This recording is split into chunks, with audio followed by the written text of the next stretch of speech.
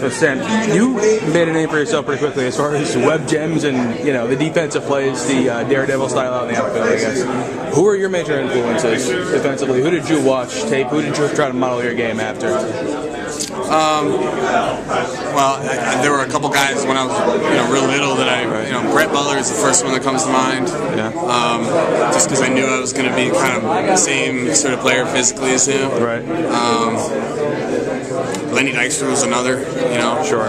Those guys played hard and they hustled and they ran into walls and dove everywhere, and I think that's certainly the way I hope to. That's the only way I was going to ever get to the big leagues, is to play hard like they did. So those are the two that come to mind. A little later, there were guys like Eric Burns, guys who just would run over everything to catch the ball.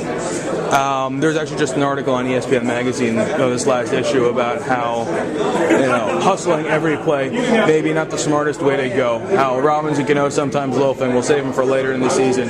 Your game seems to be, it seems to dispel that theory. What's your take on that?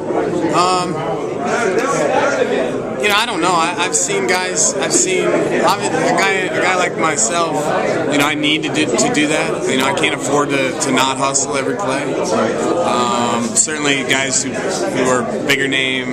Guys who are just at a different level than me. They can afford to not necessarily hustle all the time. But I've also seen elite players, run hard every game and not encounter any injury. I mean, Johnny Damon comes to mind. I got a chance to play with him. Basically his last year in the big leagues, and he ran hard, ran down the line hard every game, and he never missed any games. He was as durable as anybody, and so I think it certainly can be accomplished. I understand. I mean, it's a grind to play 162 games, especially in bigger markets, and when you're an all-star, you're constant. You have all these other distractions too, so it can be pretty daunting. But I think it can be accomplished where you're an all-star and you're also running really hard. I mean, we're here talking about an event for teaching kids how to play the game, and when you have players who play the way you play, players that the Lenny Dykstra style, if you will, and then you see a play like Aaron Rowan going into a fence, busting his face up. Is that how you want to teach kids how to play the game? I mean, 110% is the way you want to teach it. Is it safety first? Is it go for every ball no matter what? How would you be teaching kids how to play the game? I have no problem teaching kids like that. I think maybe once. I guess my message would be once you get to the big leagues, then you can maybe make a decision on your own how crazy you want to be out in the outfield, but or wherever. I think, but in order to get there, it's really it's helpful. It opens a lot of eyes when kids who play hard, and to me, there's no other way to do it. You were almost on, Team Israel, the World Baseball Classic. How did that come about? Did you contact them? They contact you? How does that happen?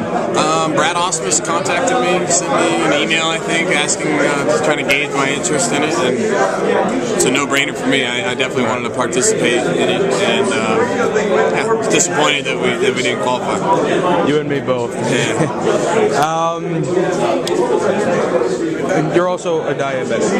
Yeah. And I mean, there have been some greats who have overcome it. Or did you look at those guys as influences, as role models? I mean, who did you look for? I guess I'm sure you were told no plenty of times that you couldn't do it. Yeah. Who did you look to, as a role model that you could overcome and you could endure?